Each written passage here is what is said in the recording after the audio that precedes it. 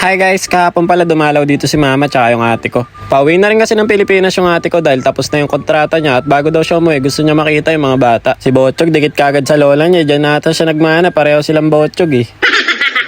Sakto nga pagkadating nila mama, hindi pa raw sila kumakain eh. Marami pa naman kami mga tira-tirang ulam dito, yun muna yung kinain nila. May natira pa kasi akong dynamite dito guys, at saka yung ginawa ko nung nakaraan ay skinless longganisa, niluto ko na nga rin. Pagkatapos nga pala kumain nila mama, tsaka nung ate ko, umalis sila ulit para bumili ng malulutong ulam. Dito kasi sila natulog kahapon. Tapos si Seichi naman tinakasan nila kasi si Saori sumama sa lola niya eh. Si Botchog niya naman eh, taman chill lang dito sa may kwarto, naglalaro siya ng mga laruan tapos nanonood na rin dito sa may TV. Maya-mayang kaunti nga, nakaramdam na rin ako ng gutom. Sakto may chicharon nga pala dito at saka itlog na pula pa naman, kaya ito na lang yung inulam ko. Ang sarap na itong itlog na pula guys. So ganito yung gusto ko sa itlog na pula, yung medyo naglalangis. Tapos tsaka nyo sasabay ng kamatis at konting patis guys, tsaka nyo dudurug-durugin. Nako guys, pagka ganito yung ulam, napakasarap magkamay kasi ang dami mong makakain na kanin eh. Kahit nga ganito lang yung ulam ko, nakakadalawang ulit pa ako eh.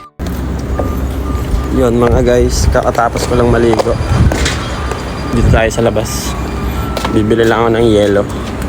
Bali sa mga oras na to guys, mga alas 3 na nga pala mahigit ng hapon. Hindi pa nga nakakabalik sila mama tsaka yung ate ko pati si Saori eh. Medyo malayo rin kasi yung pinuntahan nila guys, tapos Philippine store pa yun kaya hinanapan nila. Alam nyo ba guys, dito sa Japan kahit yelo lang napakamahal din. Yung binili ko nga dyan siguro mga nasa 1 kilo, nasa 50 pesos na sa atin yun or 60 pesos. Meron naman kaming gawaan ng yelo sa bahay guys, kaya nga lang ang bilis maubos dahil nga maliliit lang yun. Eh nagkataon din naman kasi guys sabay-sabay nagpuntahan yung mga bisita namin. Dalawang lola nga kasi yung nasa bahay kahapon, tapos yung kapatid ko at saka yung mga pinsan nila Saori kahapon guys dumalaw din. Mga bandang 3:30 nga ng hapon, nakauwi na rin sila ate Saori, si mama tsaka yung ate ko. Ang laki nga daw ng napalalunan nila ate Saori na stop toy, kaya pala nagtagal kahapon, naglaro pa eh. Bali, ang binili pala nila mama kahapon guys ay panluto ng dinuguan dahil nga yung kapatid ng nanay ni Mami Cherry nandito sa bahay. Tapos nagke-crave ng dinuguan kaya ito yung lulutuin nila mama. Tapos ito naman yung mga pinsan nila ate Saori guys, dumalaw din kahapon sa bahay kasi nandito yung nanay nila. Yun nga lang mga bandang 5:30 umalis na nga rin kagad dahil nga meron pa silang pupuntahan at may hakutin ata. Bali ito nakasalang na nga pala yung dinuguan guys at tinihintay na lang namin maluto. Inaasar pa nga namin magkapatid si mama dyan, sabi ko ma mukhang mas mauna ka pa lumapot sa dinuguan ah.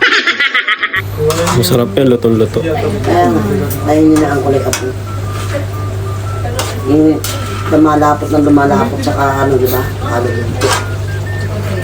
Mukhang mas malapot na si mama sa dinuguan ah. Naglalapot na.